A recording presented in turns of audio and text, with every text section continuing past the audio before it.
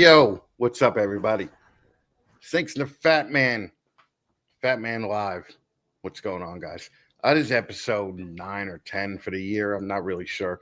I haven't really looked at the stats this week, but we're doing what we got to do. We've been keeping busy like crazy this week. We're doing a lot of videos, doing a lot of Patreon stuff. So if you would like to find out a whole bunch of cool shit behind the scenes, just join the Patreon at the Fat Man Nation, patreon.com/the Fat Man Nation. And I'm going to get my begging out of the way quickly. If you feel the need to throw a super chat tonight, it'll definitely help us out with the production of the channels. I would appreciate anything that you do, but you don't have to do nothing. Just the fact that you're showing up here is actually pretty awesome. So I'm not really going to complain about that. Before we get started, we got some housekeeping to do. Okay.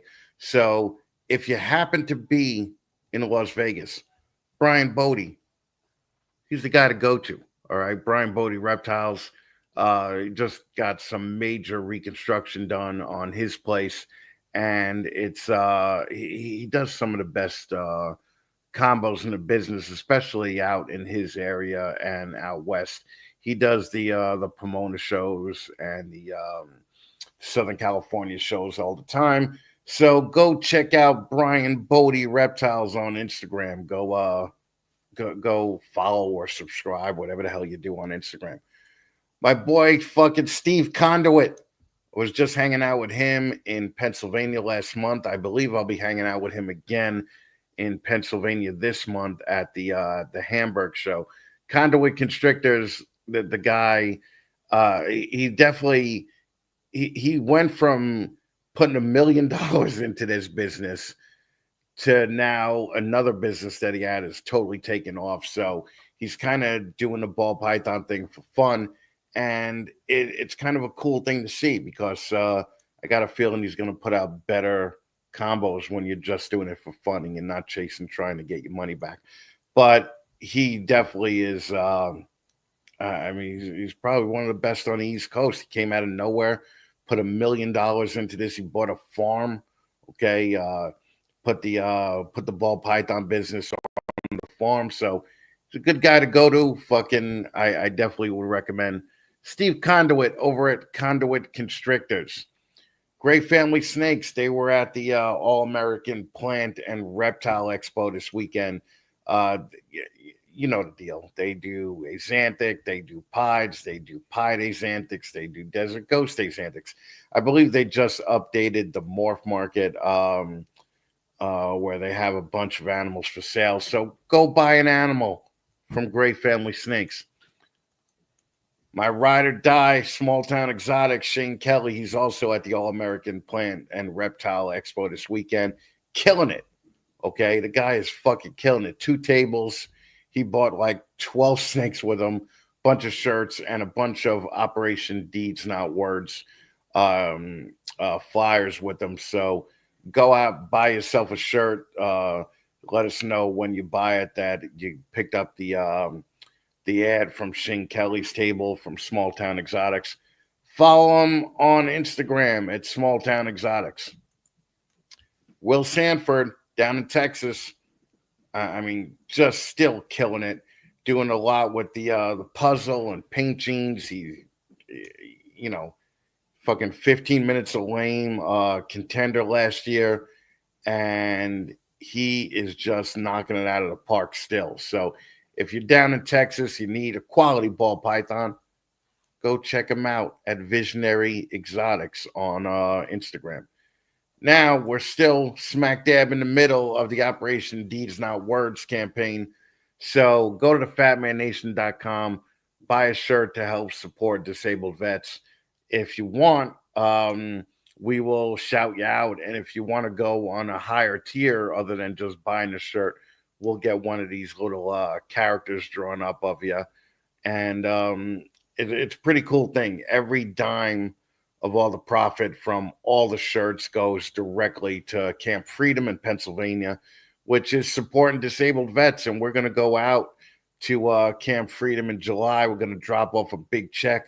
We're going to film a bunch of stuff there Hopefully, they're going to let us shoot machine guns and all the associated fun stuff that they do at a place that takes disabled vets out of a clinical environment and puts them back into nature where they're able to do things that they were able to do prior to their disability. So definitely pick up a shirt, fatmannation.com, thefatmannation.com.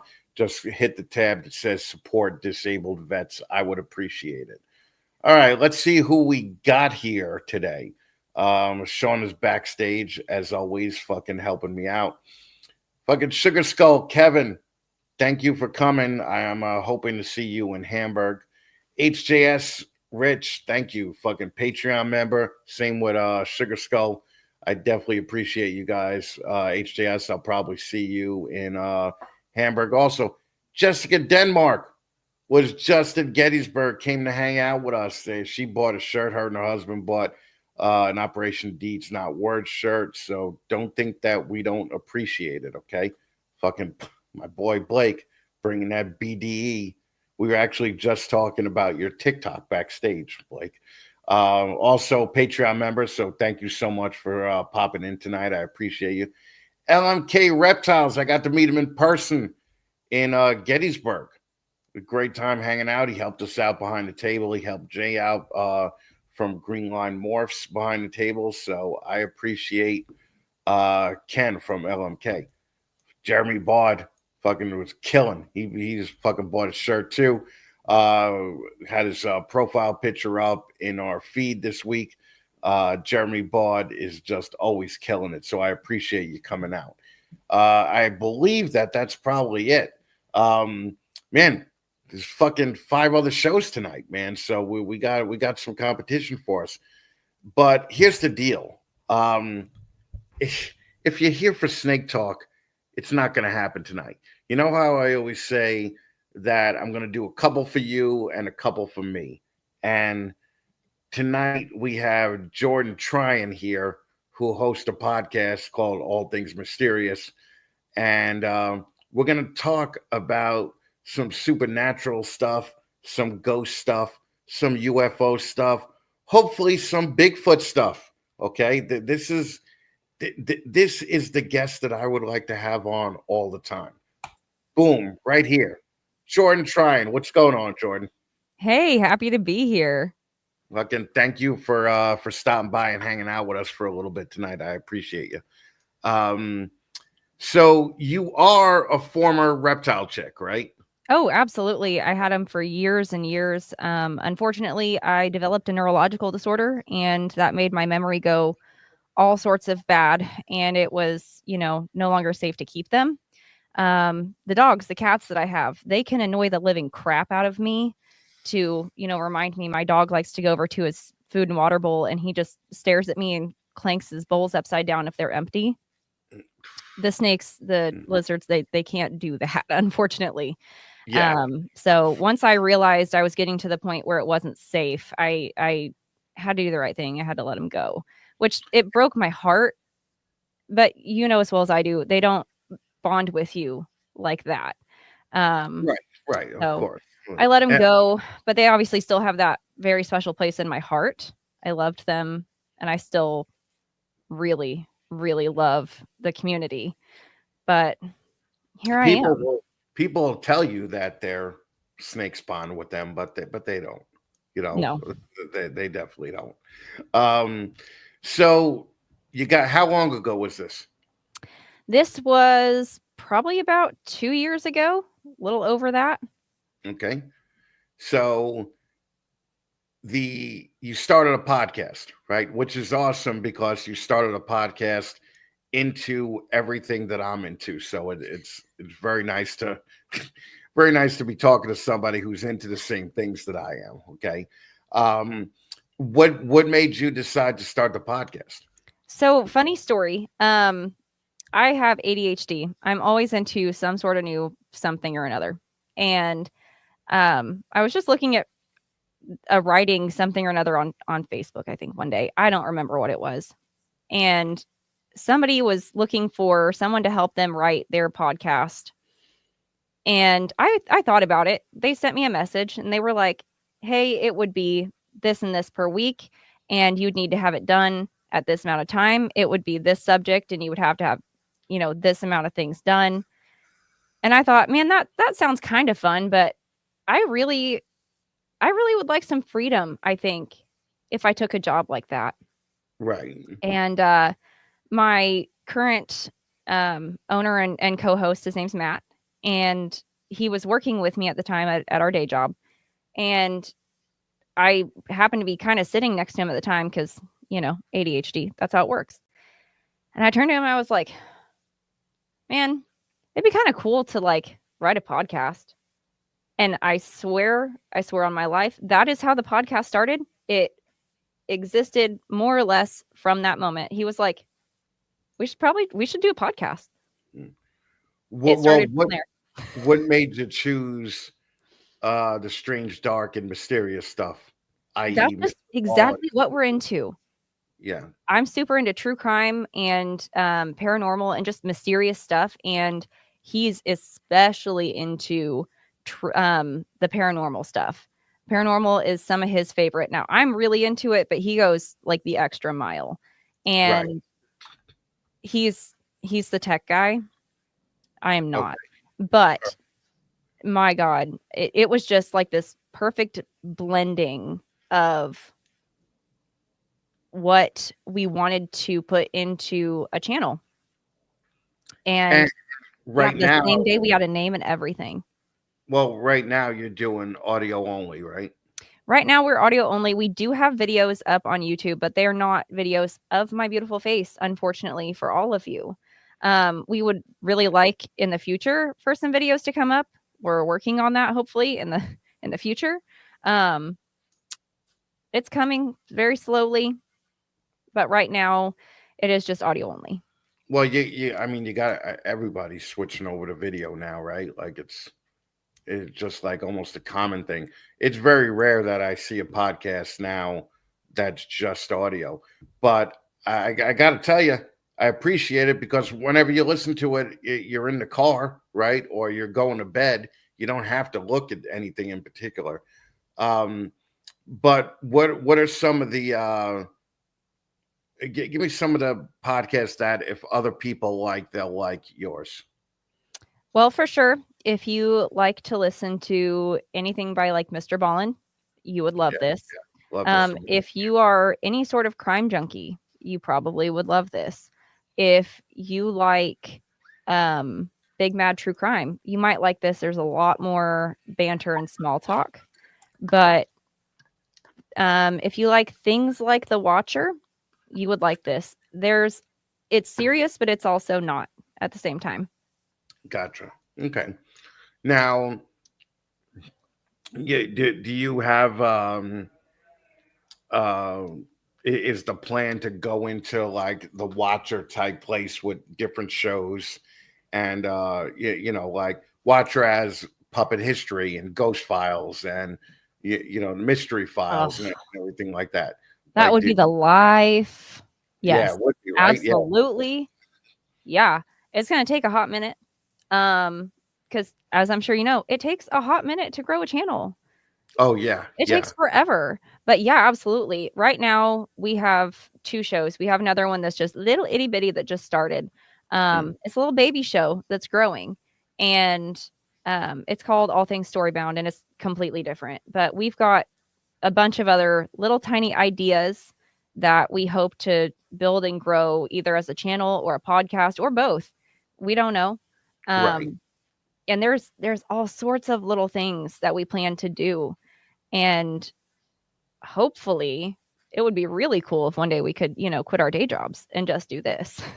Oh yeah, that would be the dream. That would be so cool. Yeah, but that would be the dream. We'll see if that ever happens one day. Well, and you're running into, or you have run into the same pain points that other people have run into growing a YouTube channel, right? Like, what were some of the pain points that you guys first decided that they were pain points, and you had to either fix them or go beyond them to get more watchers? Because you have viewerships in the thousands, right? So Yeah, for the You most part, definitely yeah. didn't start. You didn't start in the thousands, right? Oh god, no. I'm pretty sure, like, the first time that we got more than, like, 3 views on a video, I'm pretty sure we both celebrated. Right. It was like, "Whoa, I think somebody aside from my mom watched this video." Right. It's like, "Wow, this is so exciting." Um, First of all, making thumbnails is not nearly as easy as you would think that it would be, Oh, and yeah, there's science behind it that there's goes so into. much science behind it, and it's stupid, and titles?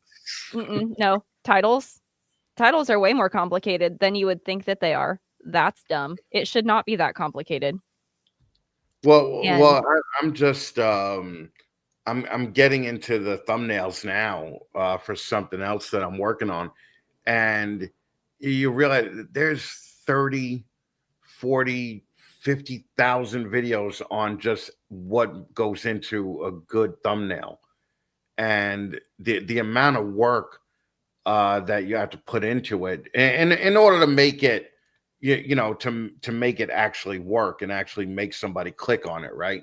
So do you do the thumbnails now, or do you not even bother with thumbnails because you're primarily not on YouTube, you're more on Spotify and iTunes? we're trying to get more on YouTube for obvious reasons. The podcast itself does better than YouTube because we're not monetized on YouTube yet.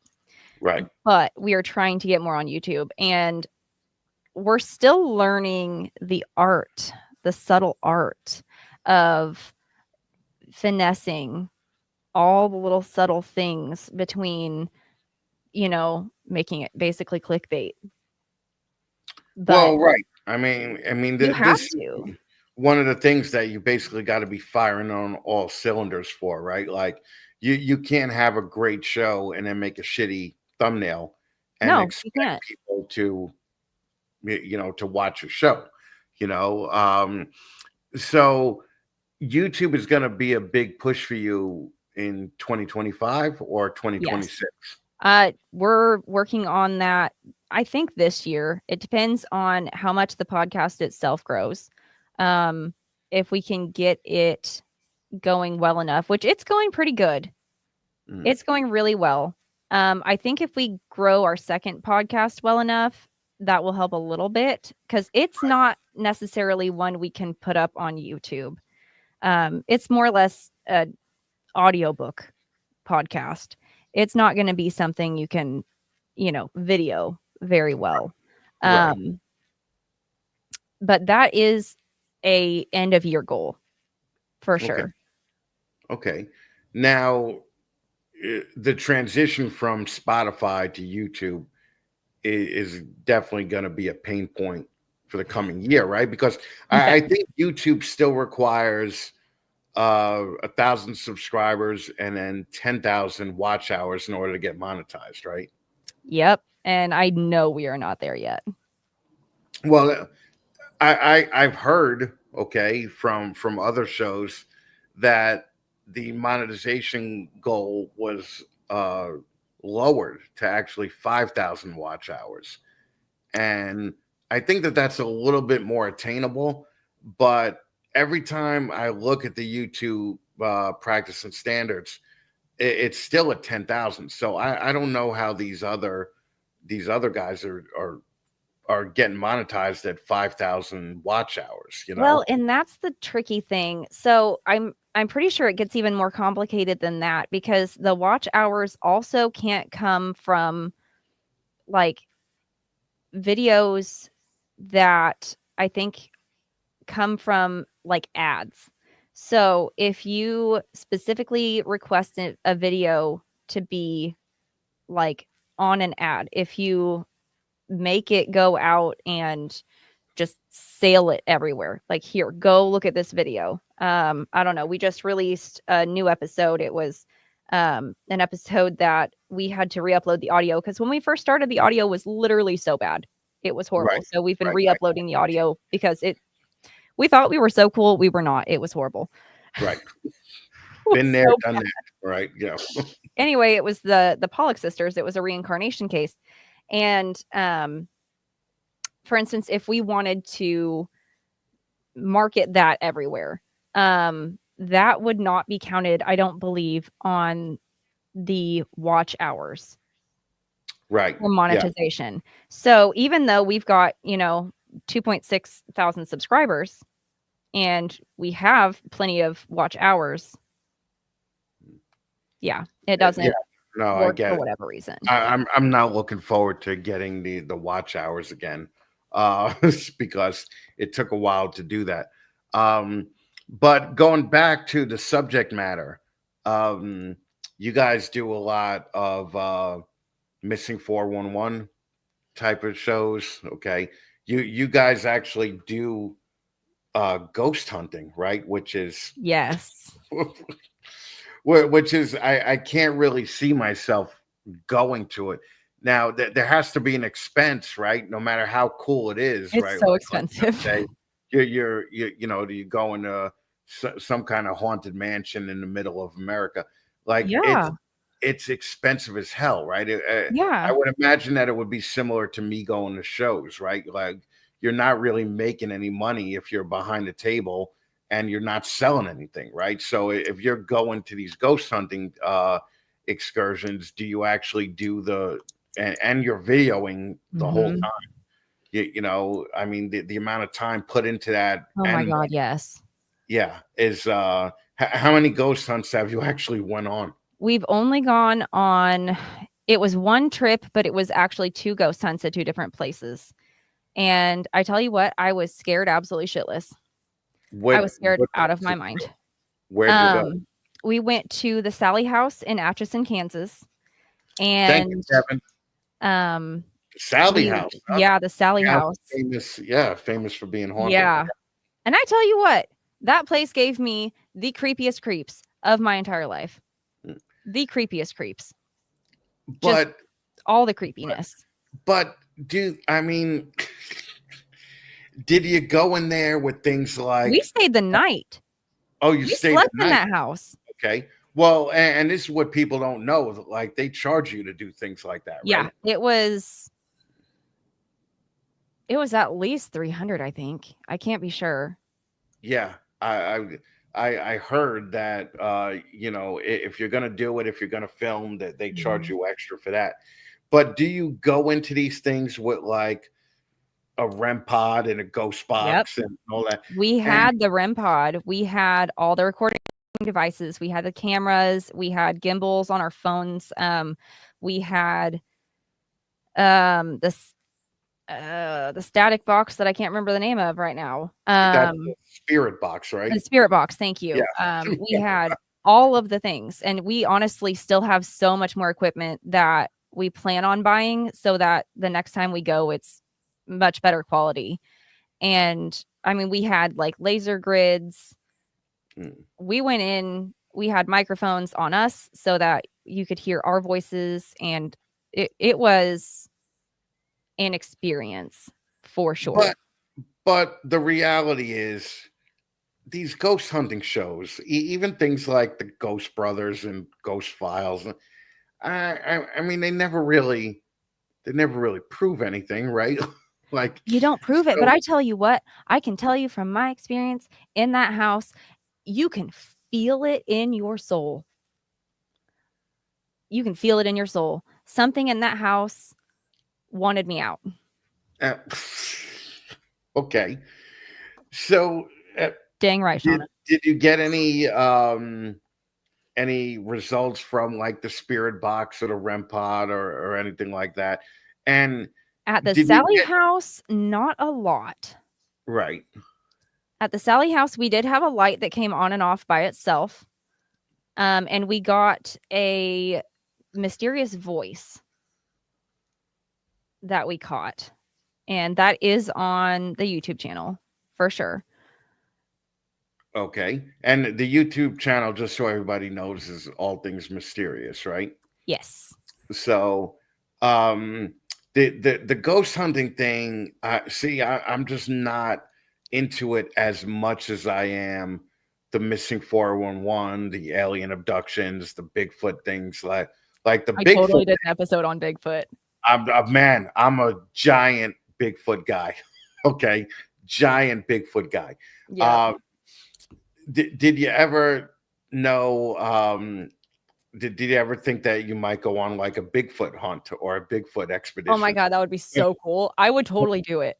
Yeah, there's places like the Olympic Project out, in Washington that will let you go out with them and do things like that. But again, there's a huge cost in that, right? Like, It's so expensive. Like, I mean, my partner in the podcast, his name's Matt. He's got 2 kids. I've got a whole house full of animals I'd have to figure out what to do with, not to mention the travel and everything else and whatever equipment we have to bring, which we're all hoarders. Let's just be honest. If we've got all this equipment, we're hoarders. I believe me, you and me both, right? Yeah, I get it. I know. And so we take a whole carload of random stuff. And if you're a girl like me, I don't care if you do it or you don't. I don't care. You bring 82 pairs of pants because you might need them. I don't know why, but you might. Right. You just might. Okay. And so you overpack and you have this whole carload of stuff, but it gets expensive. And God, I would love to. I did the episode on Bigfoot, and a lot of the time on the channel, we have this thing where we do like opposing views, and it's not even something we honestly tried to do. It's just something we fell into. And Right. I was definitely on the Bigfoot is real train. Yeah. You were on the right side of that argument. Yeah. Right. Yeah. Because like there's for sure some weird stuff going on out there. And like there's gotta be something.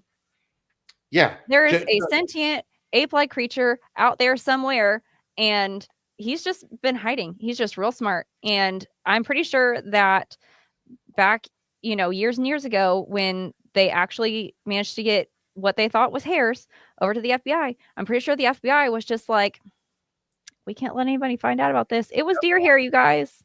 I'm pretty sure too. I'm Do like, you know how Bigfoot got the name?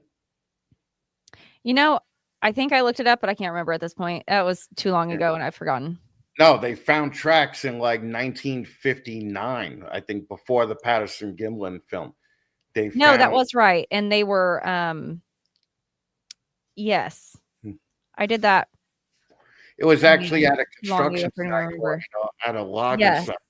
And somebody saw the footprint and he said, "Hey man, that's a Bigfoot." Mm-hmm. And that's how Bigfoot got the fucking name. Okay. So it's the reason that I want to walk again on the prosthetic leg is to go on a Bigfoot hunt. Okay. And now Bigfoot's everywhere. All right. He used to just be in Washington and Oregon, British Columbia. Now there's Bigfoot in North Carolina. Okay. In Georgia. Well, and that's the thing. Like the forest is everywhere. Like so much of at least North America is covered in basically national forests. Yeah. And that's more or less where they're supposed to live.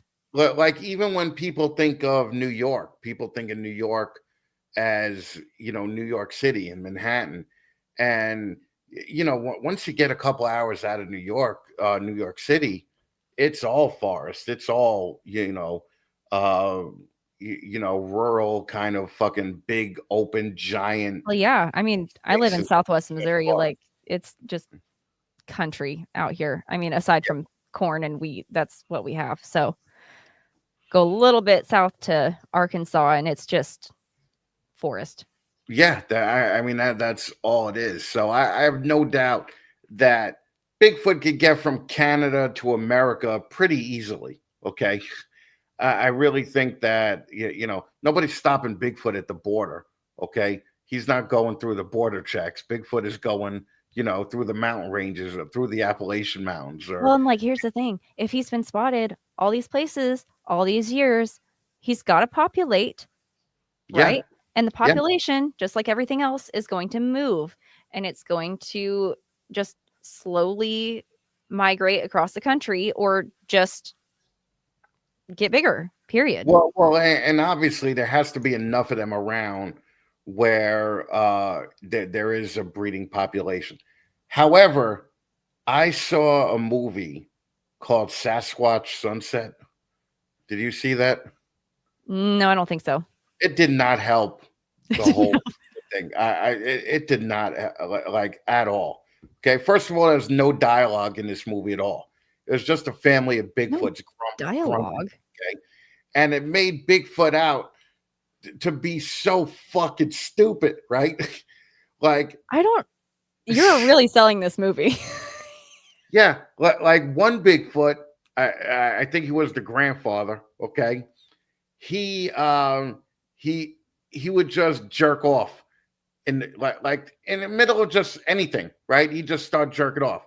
So they threw him out because he was jerking off because he tried to fuck a hole in the hut that Bigfoot made for the night, right? What in the world? Yeah. So they threw him out. They were like, all right, you gotta go, right? So he ran across a mountain lion while he was walking alone in the woods. So confused. And he tried to fuck the mountain lion. Okay. And the mountain lion killed him, right? So as you do. Another Bigfoot drowned, right, in like a foot and a half of water because he had a log roll over his leg. Okay. It did not help. I was like, this does not help the Bigfoot lore. And here's the thing, like fucking Jesse Eisenberg was in it. What? Yeah, who's the fucking the Facebook guy? Yeah, right? Yeah, he was in it dressed up as a Bigfoot. Yeah, no dialogue. That is not something that you put your name on. Yeah, it was pretty bad. But here's the question for you, and this is the question I get asked a lot. Everybody got a phone now, right? So everybody has a camera with them. Mm-hmm. So why aren't there more recent pictures and videos of Bigfoot for the normal person? Okay, for the normal person to see, because I watch a podcast called Maximum Fear, and I've heard of that one. Mm-hmm. Yeah, it's this kid that just fucking basically shows the latest Bigfoot video from all over the country. Okay, and he has some pretty convincing stuff that he shows off trail cams and hikers video and stuff like that. So I'm definitely curious as to why the mainstream isn't more accepting of a Bigfoot thing, and everybody that believes in Bigfoot is still called nuts all the time. I mean, my theory on it is that if they're so deep in the woods, a lot of the people that are in the woods, are already going to be anti-technology. Yeah. So they're not going to have a lot of their phones and stuff on them. And, I really couldn't tell you. There's a lot of arguments that are pretty decent against Bigfoot not being real. I'm not going to say that they're not decent arguments. Like, why haven't we found a Bigfoot skeleton? That's fair. Right. Well, they say that is a completely fair argument. Buries their dead, Yeah. But also, have you ever run across a bear skeleton in the woods? I mean, technically I haven't, so that's fair, but I get it. I mean, there's decent arguments, but at the same time, like, I can't see any possible way to manufacture most of the videos that we have seen. Yeah. The very like original ones. There's no way to fake that. At least not on like the original, I believe 80s whatever camera that they use. There's no way to fake that. There's no way to CGI it like you can these days. Well, but here's the thing too, is I used to live in Colorado, right? And Beautiful right at the state. base. Get out of the city. Oh my God, it's so pretty there. And we were right at the base of the Rocky Mountains. And I saw a moose there one time, like a full blown moose, right? And I did not think to pull my camera out and take pictures of the moose, not at all, because you're just standing in awe of this fucking thing that's fair. Tall, So well, it's so much bigger than you think it's going to be too. You're like, oh, what is this? And you're like, holy shit! Like this deer on steroids could fucking kill me, right? Yeah, they've got anger issues. I didn't think once of pulling out my camera and taking a picture of it. So I can understand where if someone sees a Bigfoot while they're fishing or while they're camping or when they're driving along the side of the road, I can understand why they don't take pictures. It makes I, sense. so I don't really get that. But on some of the missing 411, what's up, Mike Duval? On some of the missing 411 stories, Are you familiar with those? I'm familiar with quite a few of them. Yeah. Yeah. I love this theory. I mean, and that's where people are, like they turn their back for a second on a friend of theirs that they're hiking with, and they're gone. Okay. Well, and that's the thing. Like some of them are even like little toddlers. Babies. Yeah. Yeah. Yeah. Like 3-year-old toddlers. And then they're found 2 days later. Unharmed. Fine. Unharmed, Up a but cliff. at a distance that the baby couldn't have gone over 2 days, So what's your opinion on some of the missing 411 files? I'm not gonna lie to you. My podcast partner Matt, he had a really good theory on this, and it kind of blew my mind when we went over it. So I'm gonna spoil the podcast for you a little bit if anybody listens. But he actually had a theory about potentially there being kind of like portals to alternate universes out there, and somehow people are slipping between like timelines almost. And I was like, that's better than something I got aside from aliens. That's a little bit. It's wacky. It's out there. A little bit wacky. It is. It's really out there, and I'm not sure if I believe it. But frankly, I don't know what else I got because I'm not necessarily sure. Disappear and come back. Yeah, no, I don't know about. I mean don't get me wrong. I think it's possible, but I don't think. To bring it back to Bigfoot, where some people say Bigfoot is interdimensional. And I don't know. I'm right there with you because I'm not 100% sure it's possible either. But at the same time, how in the world is it? This is the only being on Earth, right? And out of millions of animal species, right, that could do this. Like, I just think that's a little far-fetched. And I don't believe in the Bigfoot UFO connection also, which is, certain things that people think of. And, when I see some of these documentaries about these things, I just automatically skip over the dudes that are like, it's interdimensional or it's, even the Skinwalker Ranch thing. All right. Where we did an episode on Skinwalker Ranch. Where portals just pop open. I don't necessarily like I have a hard time wrapping my head around that. I don't have a hard time wrapping my head around alien abductions or Bigfoot or even ghosts to a point, but things like that I have a little bit of a hard time wrapping my head around. Skinwalker Ranch, what's your take on that? I think it's about as likely as anything freaking else. I mean, that place is some sort of weird hive of activity, some way or another. I don't know what is out there. I don't know what it is. I don't know if it's skinwalkers. I don't know if it's aliens. But I do know something real weird is happening out there. Something real bad, for sure. We covered it, and there's all sorts of weird mutilations. There's just too many strange things that happen on that ranch for it to be normal. Right. And well, I agree with that, but I also, start thinking that they had that millionaire go in and spend millions of dollars on researching the ranch, and they didn't really come up with anything. Yeah, they didn't find shit.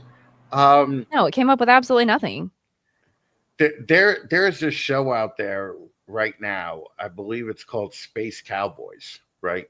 Have you seen this? I think that's right. I don't think I've seen it, but I know which one you're talking about. It's such a great show, okay? Because it's basically like five ranchers, all right, that are chasing aliens, okay? And Oh man, I didn't know that's what was it about. I would probably pay more attention. it's a reality show, all right? So it's pretty funny, all right?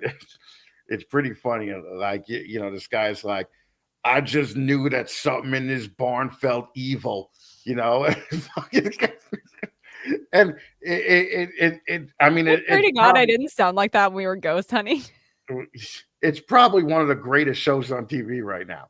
And, the guy will, he's like, taking my lead and my silver with me, like I'm like, well, all right, calm down, fucking, Jacob or whatever the fuck your name is. But it's like Space Cowboys. I don't know where you can watch it. I saw like 3 episodes, and it's so good. Okay, it's so good. I don't know if it's making fun of the UFO people or if they're trying to be serious, but that's what makes it so great. Is like they walk that I'm gonna line. have to look it up because that's right up my alley. Dude, it's so fucking great. Oh, that's But great. and there's a bunch of things going on now. At the North and South Pole. Have you heard about this shit that's going on? Where A little bit. they're finding monsters up there. They're finding pyramids up there. They're finding Ooh. like all sorts of weird shit underground. A lot of these nerds go on Google Earth, and they basically look for this shit, and they find these things, and then the stories that accompany them are pretty. I mean, basically, what they're saying is that there's a wall in Antarctica, okay, and once you go beyond that wall, there's Greenland, like fucking, like it's not, it's all like not jungle, but like Green grass savanna and type places. that's Yeah, weird. and they're saying there's a woolly mammoth they saw back there that's still alive. And they said that all sorts of things just live beyond that wall. Now, I don't necessarily know if I really believe that, but also I do know that you can't just go to Antarctica if you feel like it for like vacation, you know? Right? It's a little Like, difficult. like, uh, like I have a friend of mine that went to Iraq for vacation, right? Kind of And an odd place to go, but all right, whatever. I didn't even know you could do that, right? Like I didn't even know that you could just go to Iraq for, turns out a bunch of people there that did go there on vacation got caught by some kind of military fucking sect down there, and America had to pay like $2 million to get them back. Yeah. And yeah, and I just like I'm almost like to the point of saying like, dude, just don't go where you're not supposed to go. All right, just take a People are step back. stubborn. Yeah, They're stubborn. They're like, no, it'll be fine. yeah, but if they didn't do that, then we wouldn't have shit to talk about, right? Like fucking. I mean, I get it. Like, we did an episode about the curse of King Tut, and we had like this whole ethical conversation about like going where you are supposed to go versus like pushing the bounds for education and just pushing the bounds for learning. And I was just like, man, just like leave it be, but at the same time, how else would we know? Well, right. I mean, that's the point, right? But And it's also like, there's how do some you things that yeah, maybe there's nobody's supposed to know, you know? exactly. And Mm. supposedly there was a curse, and I don't think the curse is actually real, probably, because honestly, it was really, really thin veiled, and like 3 people died, but it was real weird. Like one of them died from a mosquito bite, and I don't know. It was really weird, and I don't think the curse was actually real. But regardless, they all did enter the tomb, and I don't know. Honestly, somebody really died in there, and God knows what they actually put in there. So, you sure it was a really great idea? I don't know about it. Well, the thing is that I've been in the Museum of Natural History within the last year or so, right? And we went to the Egyptian exhibit, and it just had all signs, like serious signs, like at the Museum of Natural History, Yeah. where they're like, "Don't take a picture of this. If you take a picture of this, this is what happened to this guy that did take a picture of it." But then Very serious. you have to think though, is it really the curse, or was this guy just an idiot and walked in the middle of the street and got hit by a car on the way home? You know, but Yeah, like those are things exactly. you have to think about too. Because if anything that I realized in my 51 years on the planet is that people are dumb, right? So So dumb. people So will just dumb. eh, I just don't get it. And yeah. All right. I digress. I'm not going to get into ripping on people anymore. Uh, so, what was your favorite episode of the podcast so far? Oh And god, you if guys I talk really about start talking about it, I will go on and on for like 20 years. So you'll probably have to stop me. But it was a true crime case that I covered. Um, Ellen Ray Greenberg. She supposedly offed herself, right? However, her fiance found her after going to the gym downstairs, right? Came back upstairs to a locked door from the inside, locked. He had to break in the door. There were no signs of him actually breaking in.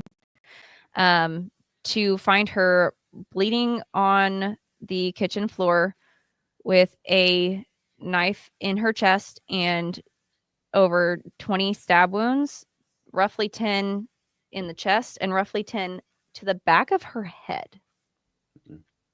Okay. Tell me how someone wants to off themselves that way. Yeah. Yeah. Well, that's And there was almost no blood anywhere on the floor. She was holding a white dish rag that had no blood on it. She was sitting up when he found her, but there was like blood spatter across her cheek that went horizontal, and they still coded it as a suicide.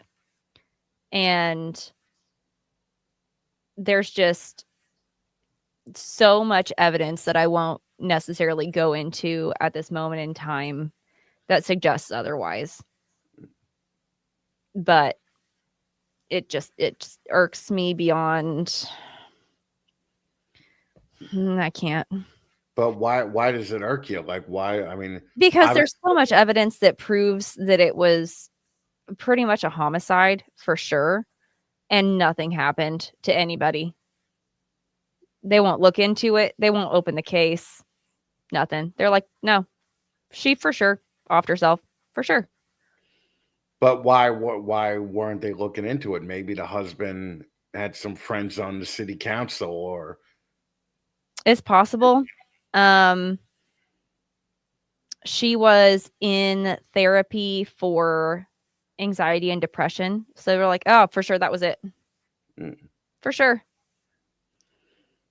Yeah. And that case just resonates with me so hard because somehow someone, and I don't know for sure, obviously, whether it was the fiance or whether it was someone else. The only other way to get into that apartment was the fire escape. And the reason she was home that day was because of a blizzard. So there would have been very clear evidence if somebody had been in and out of the fire escape, and it was locked with, like a foot and a half of snow that was not messed with. Right.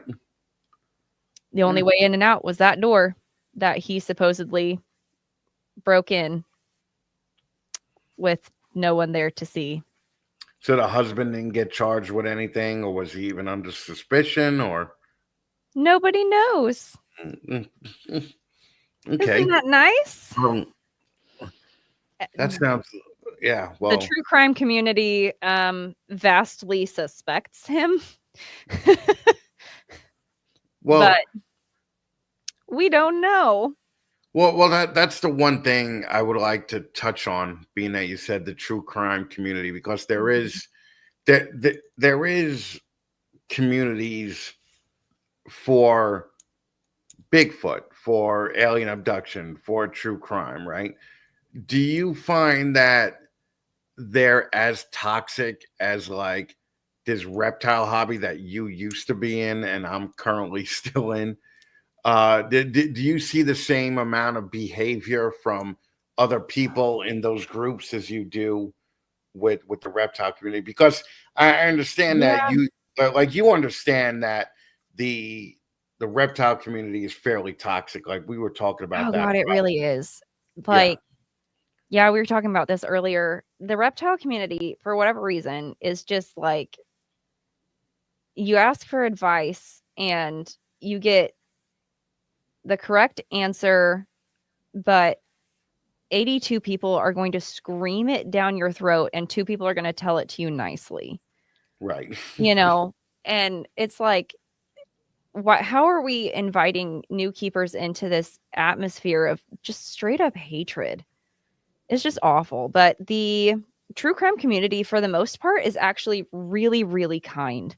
And I think it's because of the stuff that we see in the true crime stuff. We see how many victims, whether it be victims of actual murder, victims of um, the justice system.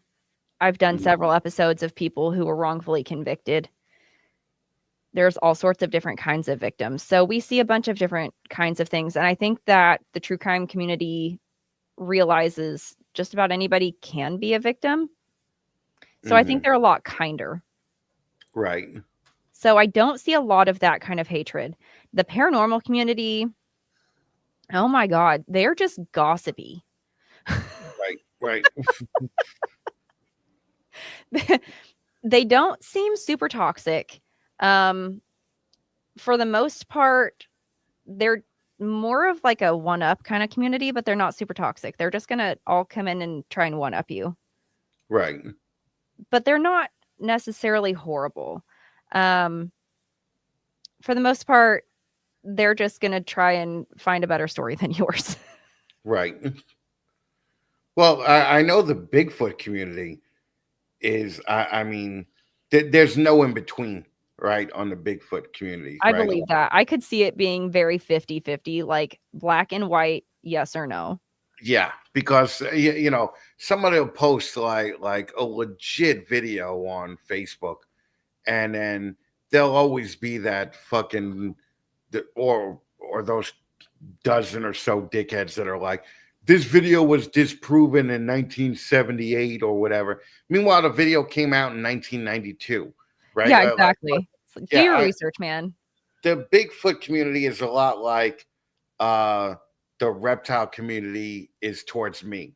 Okay. The reptile, like either they like me or hate me. Like fucking, either it's like, oh, Chris, that guy's awesome. He's a nice guy. Or fuck that fat fuck. All right. Like nobody Very in the strong history, opinions. yeah, nobody in the reptile community is ever like, yeah, Chris, he's okay. Like nobody.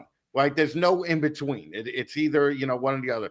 And I saw that that's with the Bigfoot community.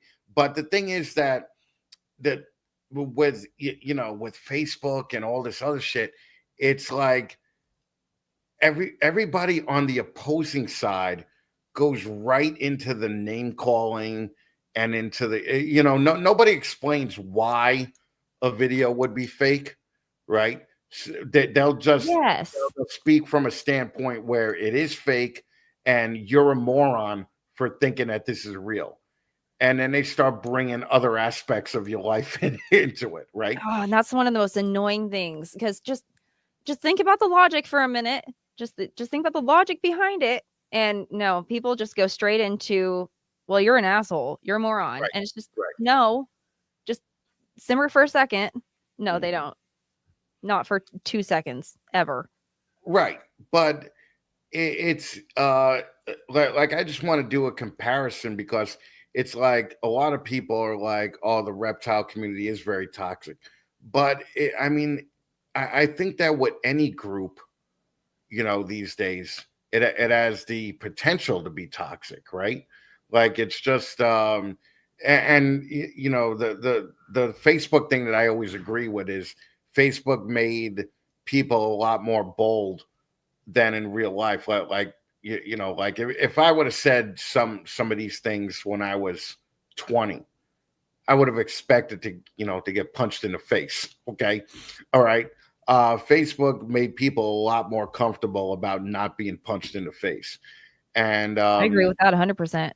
I just want to see if, at the end of the day, the communities in your genre of the podcast are like equally as toxic. But it sounds like there's toxicity in it, but not as bad. No, it's not nearly as bad. There are still some. I know in a couple of the true crime communities that I'm in, there's just a couple of them that, there have been a few posts that, this person or that person hinted at having this political affiliation, and they just go on a rant about whatever, and it starts going toxic from there. And it's just, first of all, this is not about true crime. And then it starts getting into just all sorts of hatred. And it's just, first of all, where are you going? It's just, okay. And then people start to name call and back and forth. And they kind of forget we're all there to talk about why this person over here died in 1996. Right. but yeah, but I mean, at the end of the day, it's like someone's always trying to get attention, like put on them rather than the subject at hand. It's always right? attention seeking. That's the whole thing, is that we're a part of groups that no matter what story you tell, somebody is always going to try and steal the thunder a little bit online, right? Like, so I don't really see a solution to it, because the solution would be limiting the amount of people that you could invite into your, area of interest. And everybody says they want, they want to grow their hobby or grow their addiction as far as interests go, but they really, I don't think they really do, because otherwise you wouldn't be so toxic to other people who are just trying to get into it. Like the reptile community is horrible for that. Like you were definitely right about, you ask for help, 99 people call you an asshole, one person will tell you the right answer. So it's I just was curious about the comparisons of the quality of people in between both groups. It's different for sure. I'm not gonna lie to you. The reptile community is worse. It's worse. And there are plenty of times when I've just seen myself out of reptile groups because I'm like, nope. I'm done with you guys because you're done. And I see myself as the kind of person who, I can be an asshole and I can be a bitch if I really need to be. But I like to exude positivity if I can, and fun and light. And don't darken my energy, man. No. Oh, that's actually, then you were on the wrong show. Okay. You're not doing that. I thrive in the negativity, right? It's my wheelhouse. So you aren't doing that at all. I'm having a blast. Oh, well, I'm glad, but fucking we could talk some shit. Okay. Here's the thing. If I'm light, maybe I'm brightening you. Oh, maybe. Yeah. Yeah. Maybe See, that's there. the case. Have that effect on people. You're welcome. Oh, I doubt it though. I'll let you know tomorrow. It's working. You just don't even know. It's fine. Don't worry about it. All right. So talk to me more about your show. What's coming up for the show? Like, what's the plan in the next I don't know, 6 months to a year? What's the plan to end 2025? Oh God. Well, pray to God that we get some cameras and some stuff going for actual video. That would be freaking cool. More than anything, that's what we would like. For sure. We would love to have actual video, like of my face and Matt's face, which I guess I'm prettier. So whatever. That's fine. It's the truth. Well, that's what I'm saying. It's like, you're obviously a hot chick, right? So fucking why not use that to sell your podcast? I absolutely will. I will use the crap out of that. I'm fine with it. It's cool. But if we can market me, I will market me. Yeah. No, I get it. Is the goal to do this full time within the next 5 years, let's say? Oh, absolutely. 5 years would be a pretty solid goal, I think. I think my day job would cry if I told them that. But I think they would legitimately cry if I told them I'd like to leave in the next 5 years. But I think that's a really attainable goal. With the amount of money that we plan on spending on ghost hunting equipment and going ghost hunting, because I told you earlier, we went on one ghost hunting tour, right? We went to the Sally House. We also went to the Haunted Castle House in Brumley, and that was a more expensive one. That was over $400, I think, just for the night. And that was just with cheap equipment. And I mean, cheap equipment was probably over $100 a piece. Right. And we were looking back at our equipment, and it was like, okay, first of all, we don't have enough. Second of all, that doesn't include all the random cords that we ran everywhere through the house. And we want to do bigger tours if we can to larger places. I'm going to be honest with you. I did an episode on the Waverly Hills Sanatorium in Lunenburg. I would love to go there, but that place is giant. Think about the amount of size of the space Avengers you have to cover. Yeah. That's and they got that nurse on the 5th floor there, the ghost of the nurse that throws people over the edge. Yeah. So bad. But it's super expensive and it is massive. And the equipment that would take, I don't want to look at the bill. I don't even you just look at the people that have gone there, right? Like the guys from Watcher have gone there, and they have 6-7 people cruise with them. Yeah. You guys are going just on your own, right? 2 people. 2 people. Maybe a third if I can convince my my sister or a friend of mine to come with me. And eventually we would love to do significantly more than this and go on like actual tours of places, like multiple, aside from just 2 places at once, 3 places at once. Right. You hit 10 places at once. Exactly. And that would legitimately be the dream. I might have a heart attack if we do that. That's a solid chance.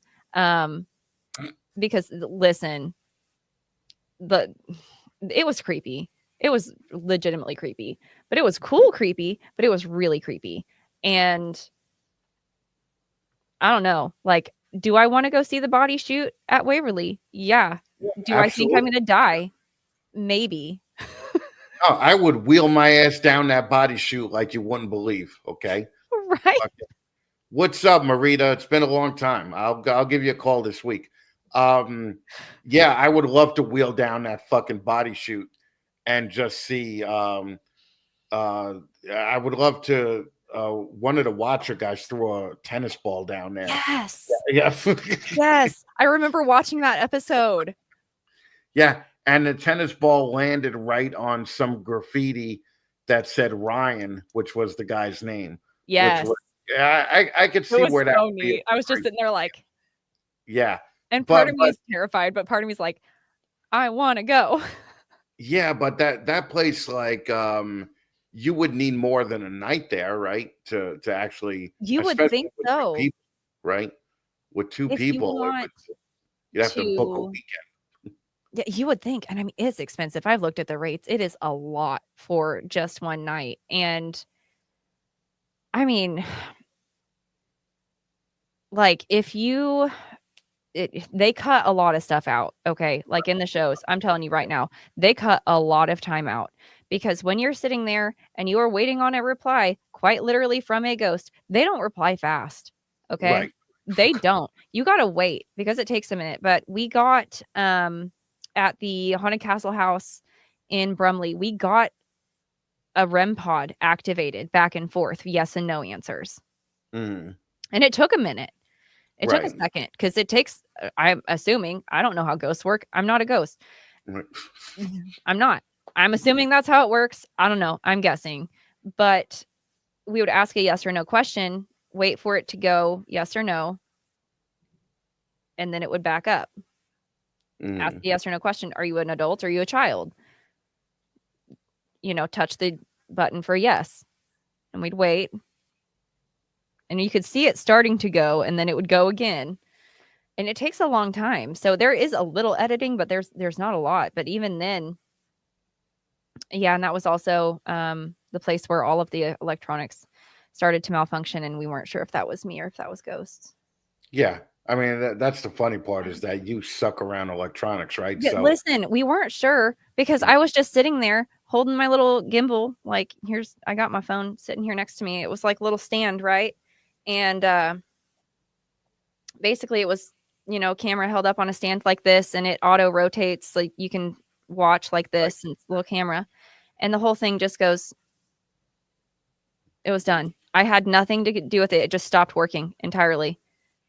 And that was right after the same room with the REM pod. And I was like, hey, Matt, this just stopped working. The battery was fine. It was but brand new here's charged. the ghost hunting equipment, because I'm curious if Yeah. you have because I pulled up a couple of these things online. All right. Mhm. And Oh, like, it's a little sketch. yeah, like a REM pod is $200, right? Mm-hmm. Uh Spirit box is $139, right? Mm-hmm. Uh did you ever just put the stuff in your living room Yeah. and see if it did the exact same shit? Ironically, yes, we did. We did controls just about everywhere. Okay. And of So, course, we just sat and played with it because you can right, make it go off with just your finger because I don't know. Why not? I have ADHD. I'm going to sit there and play with the buttons. right, but it goes for, it works off proximity, right? Yes. Yeah, right. Um, so theoretically, for people that don't know what the REM pod is, for instance, it's a circular little device that supposedly when something approaches it, a different color light goes off, right? Yeah. And it makes a really loud beep noise. And for the most part, like ours at the very least, I don't know if all of them do this, but ours got like, it had different levels of brightness for the most part, Right. like got like Okay. lower and then brighter and a lot louder when something got closer. And I'm not gonna lie to you, it was really annoying, actually. It was really cool, but it was the most annoying sound I've ever heard in my life. They look like they would be annoying. Okay. They really are, actually. It's very They, loud. they look like if I was a ghost, I would just be like, yeah, fuck, I don't want to hear that annoying Honestly, sound. I feel that. Like, maybe that's why it stopped interacting after a while. It was probably done. It was probably like, no, this is really annoying. I'm done. Do you guys have a dynamic, you and Matt, where it's like, for instance, let's say the Watcher guys, where one person totally believes and the other person totally doesn't believe, like, at all? Like, how do your personalities mesh to make people want to watch or listen? So we do kind of have a dynamic. But it's not quite like that. When it comes to all things mysterious, for the most part, somehow we end up taking sides of things. Usually it's one of us believes the innocence of somebody versus one of us believes they're guilty. When it comes to going to ghost hunting and things like that, generally he's brave and I am the biggest wimp on the face of the planet, even though I want to go. Okay. Generally he calls, he's over here like, you're being a wimp, and I am, staring up the scariest staircase I've ever seen in my entire life, planning on going up it anyway, but about to have a heart attack.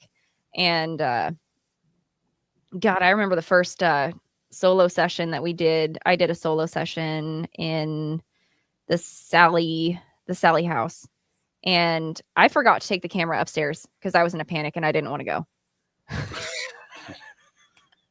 And I remember he got some sort of just voice recording of me going, "Oh God, I'm gonna die! I'm gonna die! I'm gonna die! I'm gonna die! I'm gonna die! I'm gonna die!" Yeah, so would you say that he's the more practical? Very much. He's a prankster. At one point he tried to prank me, turning lights on and off, things like that.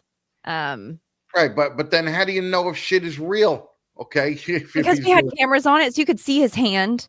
Oh, okay, all right. You could see his hand. Ironically enough, earlier in the day, a completely different light that we had the camera on did go on and off. So it was like the ghost was like, "Fuck you." You want a prank? Okay, here's a prank. Well, have you gone on any alien chases? What do you think about the alien abduction thing? What do you think about the Bob Lazar Man, story? I would like to go look for like UFOs and stuff. We both are believers in aliens, but I don't know. I don't know that. I mean, it's kind of like the Bigfoot thing. I would like to go. Ghost hunting is a little bit more of our go-to at the moment, just because we already have some stuff for it, but that would be really cool. I have had a small experience with a UFO. Legitimately, it chased me down a country road for 2 or 3 miles, and I probably was driving approximately 100 miles an hour going through just back roads until I thought I was going to die. And then it just disappeared. Poof, gone. What was it? Just a light chasing you? And yeah, it was like this little triangle. I used to live by an airport, so originally I just thought it was, anything else by the airport. It could have been anything. I used to live by an airport. It could have been just about anything, but it didn't move like anything I'd ever seen before. Right? It didn't move like a plane. It didn't move like a helicopter. It didn't move even like a drone. It was so bizarre because I was just, this was so many years ago. I was driving down this road going to my then boyfriend's house, and I'd stopped at a stop sign, and I kind of looked up to my left. I was like, that's a weird looking light because just 3 little dots kind of over here. And then it started kind of getting closer, and it was almost like it was hovering. But it jumped. And then it got closer. And once it started getting closer to me, that's when I started panicking. Because at first, I don't know. I wasn't thinking about it. I was probably 20. I don't remember. I was in my 20s. I don't know. That was a long time ago. 35 now. And I got kind of past it. So it seemed to have stayed in the same vicinity for a minute. But then it got bigger and kept following me. And that's when my panic really hit. Because, at first I was kind of going not next to the airport, but close enough by it. And that's when the panic set in. I was like, I don't know what this thing is, but I'm going. And at that point, my poor little 4-cylinder car, boy, it was going. It was making sounds it should not have been making. Jetting down this poor country road with potholes everywhere. Just going. And well, what was the end result? Like, how did you get? Just straight up was there, and then it was not. Okay. I was watching it in my rearview mirror on the left side because I'm a safe enough driver to not drive like this. And it was there, and then straight up, no lights, no nothing, disappeared. Okay. All right. I have no idea what it was, but it freaked me out enough. And it's like I said, they used to do all sorts of different air shows at this airport. I've been exposed to all sorts of different kind of aircraft. I've never seen anything like that. Okay. Well, that's something real that you could actually draw from, right? Yeah, So, absolutely. And well, a lot of things like it's not like you're in Missouri, right? Yep, Southwest Missouri. So it's not like you're by the Denver airport or anything there, right? Like the Yeah, Denver it's just airport is really middle of free. nowhere for the most Yeah. part. Okay. Another thing I want to touch on real quick, Mothman, right? Mothman. Yeah, Mothman. I'm a big fan of Mothman. My goal is to before I die, I got to go to Point Pleasant and take a picture with the statue. Got to go to the museum. I got to go to the museum. Got to go to the museum. Their Point Pleasant is really like the epitome of yeah, it's like the whole city place that embraced the whole thing, right? Because Point Pleasant is really only a stone's throw away from the Flatwoods monster, right? Pretty much. So yeah.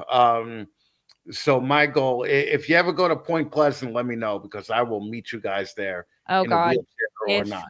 I'm sure at some point, without a singular doubt, because Mothman is Matt's favorite, absolute favorite. He will want to go at some point. We will meet you. Yeah, no, Hands I have. down. I have the Mothman right up here on one of the shelves. Heck there. yeah, we will get selfies with the statue. Fuck yeah, that's what I'm saying. That's my goal. But that is like a town. I mean, they have a Mothman festival every year. Yeah, I want to go. Some people, yeah, but it just seems like it's a lot. It would be a lot more chaotic going. Oh, for sure. But I just want to experience it, like from probably not even inside it, from like the outside, because I don't know. I'm people-y, but I'm not like people-y. Right. Neither am I. That's I why like watching people from the outside. That's why I would go in like June instead of September when the festival So, like, actually I is. like the festival, but like I want to watch the festival from like here, not like over right. here. And you get to meet the people. I mean, the people are the greatest part of this whole thing. You're right. The TNT bunkers is where they originally saw Mothman.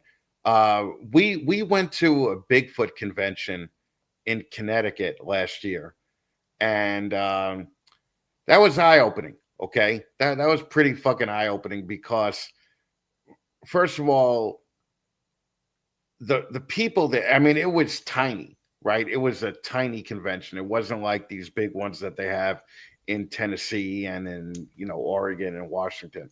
It was a tiny little thing, but the fucking people there were enough to where I could see, like, man, you can make a documentary about these people real easy.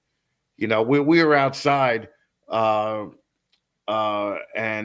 some guy just came up to us with a UFO story, very similar to yours, and he had pictures, and we're like, let's see the pictures, and it was just basically like looked like a star in the sky, like fucking, of course. Like don't like if you're gonna come up to me, fucking come up to me with a fucking flying saucer on the ground. Maybe a couple of grays walking outside it, right? Give me something like, legit, something real. That's what I want to see, right? But do you go to these conventions? Because I'm sure that you guys have them there. Not really. Really? This area is the most boring freaking area, probably. I don't even know. To do anything exciting from here, you've got to go several hours away. Okay. Well, how is far was annoying. like the Sally House for you? It was a good 3-4 hours. 3 or 4 hours. Okay. Yeah. Yeah, if I remember correctly, and then it was another 3 or 4 from there to the Brumley House. From here, probably it's about 3-ish to Kansas City from here. It's another from here to Tulsa is a good 2.5 to something like that. And then if I want to go to like St. Louis, it's about 5. I think probably the closest like major-ish cities like Fayetteville, it's like an hour and a half from here, Fayetteville, Arkansas. Like there's some, but like, Yeah, Yeah. Well, that's what really makes. I mean, the cost of your show is Yeah. prohibitive at certain times, right? Because unless you guys want to dump, you know, a couple of grand every trip into into a show, it's a lot of money. Now, have you ever thought about getting sponsors just to pay your way to like Waverly or someplace like that? Oh my You God, that would be so cool. Yeah, That would be so freaking cool. I would 100% allow it, especially to Waverly. Oh my God. Dream place. right. And what are some of your bucket list places that you want to do the ghost hunting at? 100% Waverly. Would really, really love to go to the Missouri State Pen. Oh, the That state place. penitentiary. Yeah, that's where they Yeah. shot Shawshank, right? Yeah.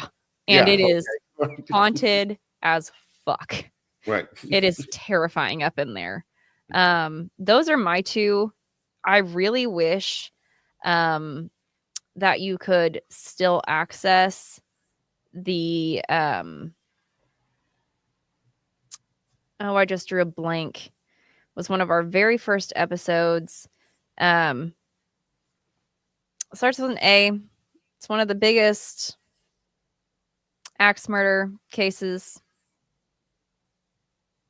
Oh my gosh. It's on, literally, I could even tell you the road it's on. It's on Ocean Avenue. Yeah. Okay. Oh Well, my gosh. but What's it I called? gotta tell you, like I've seen some of these ghost hunting shows. They went to Alcatraz, and Oh, that would be really cool too. yeah, but I've been to Alcatraz before, and yeah, I went to one of the cells. I went Yeah.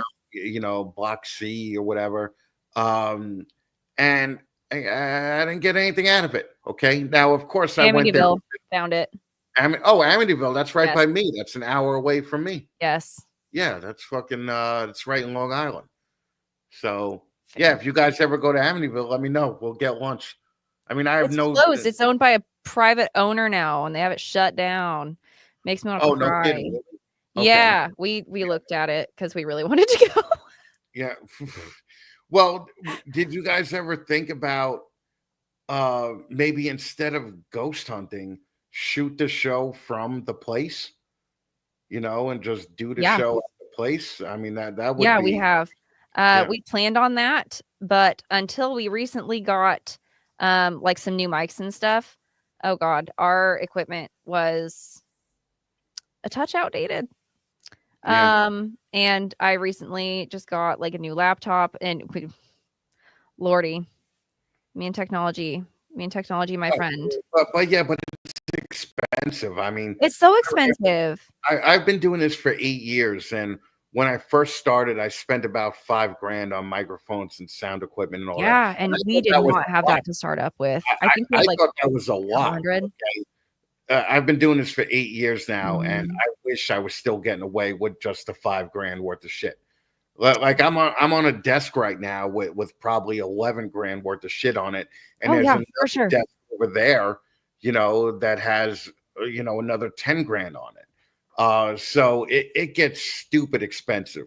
Thank God for sponsors. Okay, sponsors, paid for all that. So I would definitely recommend getting sponsors, um, because that they help the show grow. I mean, like the Without pain a point doubt. was, I'm like I'm not gonna do something if it doesn't look good, if it doesn't sound good, and I've got 4 different sets of wireless mics here. Okay, Mhm. don't need them. Okay, I just But you fucking have went. them. Yeah, but I just went out and got them. I Okay, understand because, well, I say that, but we trust this brand because I haven't been able to break it yet. yeah, that's Rode. Yeah, Yeah, it is. It's Rode, and I haven't been able to break these yet. So this, first of all, this is a all things mysterious special, but this is Jordan proof. That okay. is specific to our channel. That means that we have had these even in my own custody in my house, and they have Mm. not broken. Well, that's because the fucking mic is built like a tank. It Okay. is, but you Yeah. know what? It hasn't broken. Okay. Yeah. You don't know how special that is. That's You that's don't all. know. I I don't have much shit here that's actually broken, but you know, like this dumb mic right here is 5 seconds with $400. You know, it's like fucking, but like if you would come here and fucking, I wouldn't even let you near any of my shit. Okay, You I shouldn't. You I would let absolutely Matt. shouldn't let I me. would let Matt fucking do it. Oh look, they apparently tore down the I enemy knew room. I couldn't get to it. I Yeah, knew I couldn't. I knew there was a reason, which makes me mad. There was supposedly like a, portal to hell or something in there anyway. Listen, yeah, I don't try to break things. I have this thing with technology where if I accidentally touch it or look at it or am in the proximity of it, it just breaks. I've been through 4 hard drives at my day job just by existing, and IT doesn't know why. Um, and I'm not allowed to touch almost anything at the podcast except the mics because I break it. Well, it was pretty funny because earlier backstage when we did the test call, Matt came and set it up, and we did the test call at like 5 o'clock, right? Yeah. And fucking, I was like, so are you gonna go out? Are you guys gonna go to dinner? Are you guys gonna? And Jordan's like, no, I'm just gonna sit here, not touch anything, and Not a fucking thing. and do my research and work on shit. Um, so yeah, Something. you have a lot of electrical energy. Yeah. I can't wear watches. It just dies. Mm. Yeah. Well, it just sounds like the podcasting thing really wouldn't be too good for you to do then. I am the voice. I am the art. I'm the face. Oh, you're I am the not the tech. oh. In other words, you just show up, right? Hey, I do the research. I do the fun things. Well, I was gonna ask like what's your roles between you and Matt? He does do some episodes. For the most part, we do have like kind of our roles. So on All Things Mysterious, especially for the most part, I write and do the research and I'll present. The format of the episodes, I'll kind of present the case, give you an intro. Here's what this is about. And then we'll kind of talk it over as I present information about the case. We'll break it down. Here's a little bit, talk about that. Here's a little bit more. We'll talk about it. And for the most part, we argue a lot in between it just because I don't know, that's the people that we are. When it comes to the other podcast that we have, that's a little bit, he actually is our main writer for that one. And I've written a little bit for it, but I have too much ADHD for that. And it's just mostly fiction that I narrate like an audiobook. And I have a really, really fun time with that. So I'm definitely the voice of it, but not necessarily the writer. And of course, Matt does all the tech, everything, because I don't touch it. Right. Okay. I don't So do Matt does all the editing and everything else. Yeah. Okay. Yeah. So in your transition to video, then Matt's job is going to become a lot harder. It is. That's why yeah, he gets so much credit. I'm not going to lie to you. He gets so much credit. And I'm so glad that he's significantly better at it than I am. Mm-hmm. I do all the social media stuff. Not that I'm saying I'm good at it because I'm really not, but I do. I do most of the social media aspect. If I've got any marketing, I'm still not great at that, but I'm trying. I do that. And I try to get out there.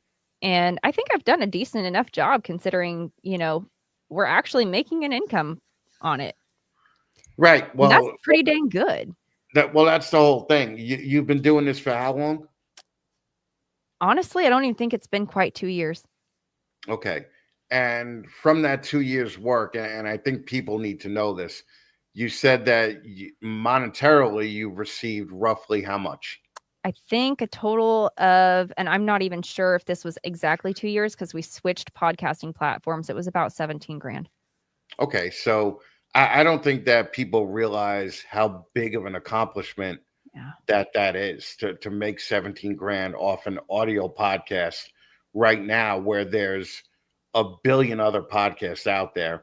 There's probably 500,000 true crime, paranormal, and everything else. So Do you know your rankings in the true crime area? I don't, and I'm not 100% sure that we're actually necessarily in true crime is the weird thing. Like, I Mhm. know that we're a true crime podcast, but I'm not 100% sure, you know? Um, but last I've seen, I don't even think we're in the top 50, Right, right. I gotcha. which is What's up, Daryl? crazy. But there's so many.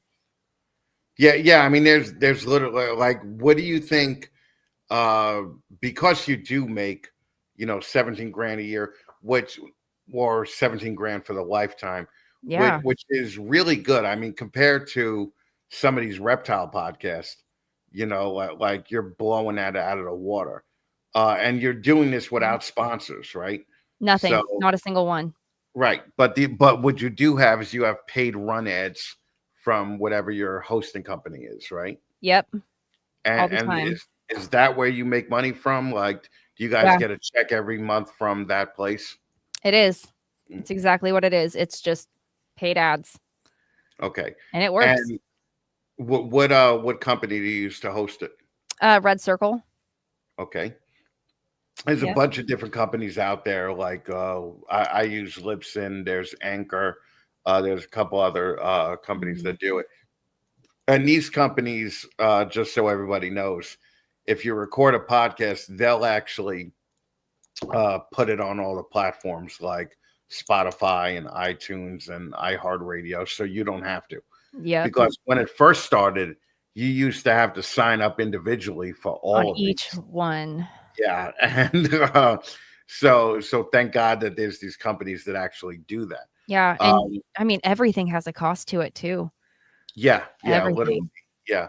Like I know that I pay I don't know, 20 or 30 bucks a month for Libsyn just to Yeah. host. I think ours is 30, 35, Right. something Yeah, like that. And it reaches out to, I think it reaches out to more platforms than that. I can't remember. oh yeah, yeah, Um, it reaches out to like 20 or yeah. 30. The nice thing Bunch is of that them. these companies also give you your stats from around the world, you know. Exactly. So I can see all the different places that we reach, which is really neat. Yeah, it's actually very cool. Like the first time I realized that I had listeners in the UK, I was just like, holy shit. I got listeners in England and Germany and all this other shit.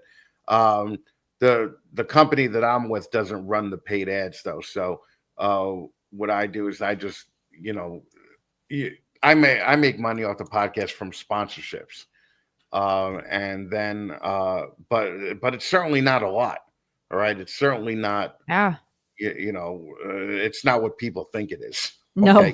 it's No. it's where it's just worth it to do it. That's why I think that a lot of these podcasts and YouTube shows don't get really the credit that they deserve, because when you're doing YouTube, like, I mean, for any podcast, for the first year, you better love what you're talking about, because nobody's Yeah. going to listen for the first year. Where was the point where you guys actually experienced growth, right? Because right now you guys do have Let's thousands see. of listeners per podcast. Yeah, we do. I think it it was pretty close to a year if I remember right. It might have been over a year before we were actually monetized. Right. And we were just putting, I think, between all of the different programs that we use to edit and different, you know, word and all the other random things that we use, I think it was about 150 a month just to put the podcast out there. And at Right. that point, we were putting up YouTube videos as well, but it was more or less just a blank screen with audio. Right. And we've upgraded a little bit since then. And even then it's so much. And at that point we upgraded to I think 2 videos or 2 podcasts a week, which I also during my day job work 45 to 50 hours a week Mhm. plus this. So workaholic. I never stop. You have kids? You have a husband and fucking kids? I have a boyfriend. In case anyone wonders, it is not Matt. He's like a brother. I kind of want to punch him in the face half the time. It was actually pretty funny because I thought that Matt was your boyfriend or husband, right? Yeah. And when you were like, oh yeah, he's like a brother to me. Yeah. I was just like, ew. Like a brother that you fuck, right? Like so many people think that, but I'm just like, no. Yeah, yeah. She's just like, no, you idiot. You're like, fucking, that's not my boyfriend. Okay, so, but no, I mean, I've got 2 dogs, 3 cats, and I have a horse that I pay for that lives on a separate property. Oh, yeah, I used to have horses. It's a gift that keeps on taking. Expensive. Right? Yeah, no shit. Yeah. The older she gets, the more expensive she is, and I love her to death, but expensive. No, I lived in LA and we had 6 horses. Oh God, that's a lot. $1,000 a month a piece. Yeah. Just to house it, because in LA, you know, like there's nothing there. And that's probably cheap in LA. Yeah, when we finally moved to Colorado and we had like a little bit of a ranch, we were just like, thank God that $6,000 a month fucking expense is gone. God, that's insanity. So, but Matt's not your boyfriend, and Matt pretty much puts as much or more work into this, you know, as you do. Yeah, if not more. I'm pretty sure he puts more work into it than me. I might be the face and the voice, but he does so much behind the scenes. Well, so is there like an agreed upon amount that you got to make before you guys start taking money out of the podcast? Or is every dime that the podcast makes so far just put back into it? Right now, it is all put right back in. Yeah. Everything that we are currently making, we have kind of agreed to put into a big ghost hunt at the moment. Okay. We want to go on like this massive ghost hunt. Somebody mentioned the Villisca Axe House earlier, and we want to go there really bad. That's on our plan, and it's actually fairly close to us. We really, really, really want to go there. Really do. There's a few other places that we'd also like to go if we manage that. But God, we finally got, or at least plan on getting, a couple cameras, because the cameras that we had during the last ghost hunt, they were terrible. We didn't realize how terrible they were until we were going like over the footage, and then it was like, wow, that was rough. I'm pretty sure his iPhone footage looked better than the actual camera that I had. Yeah. And that was rough, man. Yeah, that is rough. But the thing is that now you could, you know, get some GoPros or some Action 5s. Exactly. That, you know, as well. So I mean, I got like 6 cameras here. Okay. Yeah. And I would recommend this one, okay, for you guys for when you do your ghost hunting. It's called the DJI Pocket 3, and it has a gimbal on it already. So, you know, so stabilization is awesome on it. So see, the gimbal is rotating and all that. So it shoots in 4K, 60, 120. Wonder how quickly I could break it. Yeah, no, I probably wouldn't hand this to you. All right. No, don't. I would definitely not. It would probably be fine in my proximity. Like, I would probably allow Matt to, like, I don't know, maybe. No, out there, I think you broke this shit now. Right now, it's not most likely, probably. It has worked through computers before. One time, I tried to play prank on my boss at my day job, and all I did was, like, you know, the old desk phones. We still have those at my day job, and just to unclip the actual phone, like the part that goes on your ear, from the cord, you just unplug it. And I thought it would be funny, so I unplugged it. And I don't know how, but the whole internet stopped working when I did that.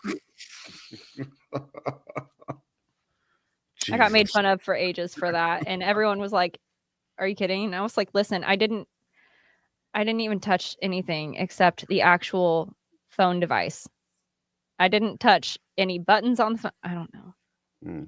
It's fine. Oh, I'm used to it. I mean, I guess I would say if it's not broke, don't break it. But fucking, it sounds. Oh, I'll break it. I'll break the broken things. Right. All right, Jordan. Well, how could people get in touch with you?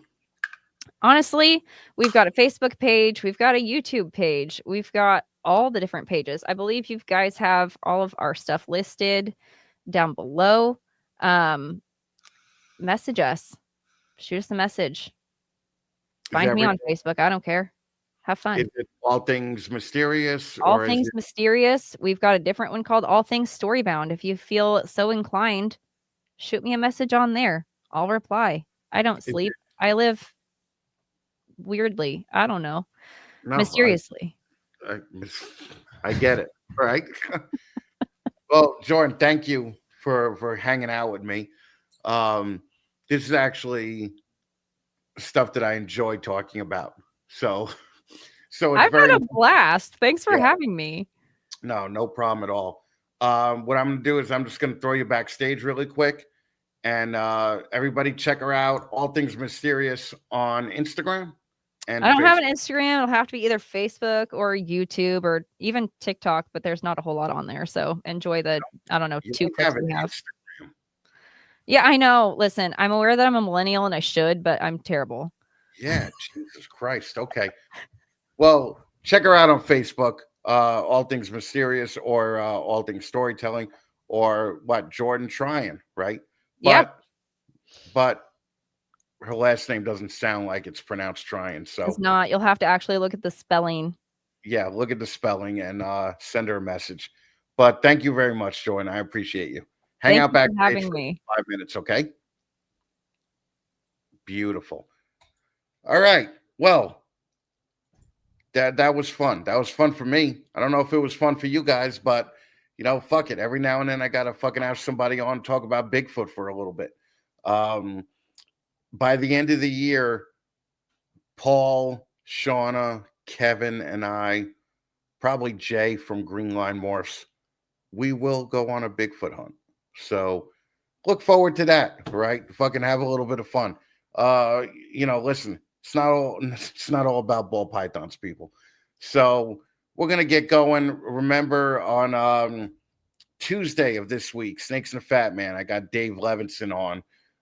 Is coming back from war. Dave Levinson just did a Storytellers with me, and we're just bringing him back because we felt that the last time he was on the main show, it wasn't as good as it could be. And Dave, being the consummate professional, wants to do it again. So I always enjoy talking to Dave. So I will see you Tuesday night. We're probably going to have a Zoom call by the end of the week. Celebrity Zoom calls will return this month. Also, we're going to be in Hamburg, Pennsylvania on the 26th or the 28th. I don't know, the ending Saturday of this month, doing the Operation Deeds Not Words stuff. Remember, buy a shirt, okay? Fucking, what's your excuse? You have no excuse, all right? We want to see a shirt on everybody in the reptile community supporting disabled vets. Maybe this thing will actually bring some people together and spread a little positive energy throughout the group. But help out a disabled vet, buy a fucking shirt. All right, guys, I will see you on Tuesday.